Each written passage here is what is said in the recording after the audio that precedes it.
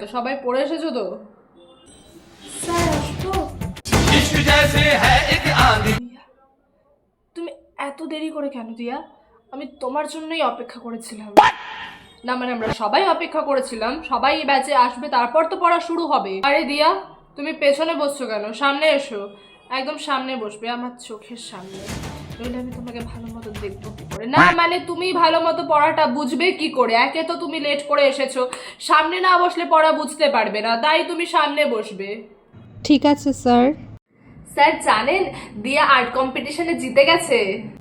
আর আমার মনও না মানে যেসব স্টুডেন্টরা পড়াশোনায় ভালো, সব দিকে ভালো, তারা তো আমার মন জিতবেই, কারণ তারা সিনসিয়ার স্টুডেন্ট। তো যারা আজকে হোমওয়ার্ক করে আসেনি তারা সবাই বাইরে কান ধরে দাঁড়াবে।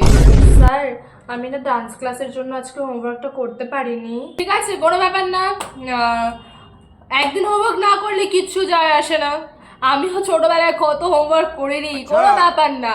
আর single paper can not decide your future. আচ্ছা দিয়া, তোমার কেমন প্রফেশনের ছেলেদের পছন্দ?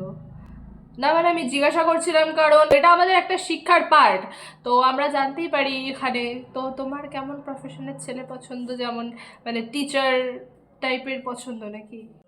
স্যার আমার পুলিশ প্রফেশনটা খুব ভালো লাগে। আমিও পুলিশের পরীক্ষাটা এবার দিয়েছিলাম, জানো তো, মনে হয় হয়ে যাবে, পরীক্ষাটা বেশ ভালো হয়েছিল, মনে হচ্ছে পুলিশের চাকরিটা এবার আমার হয়ে যাবে।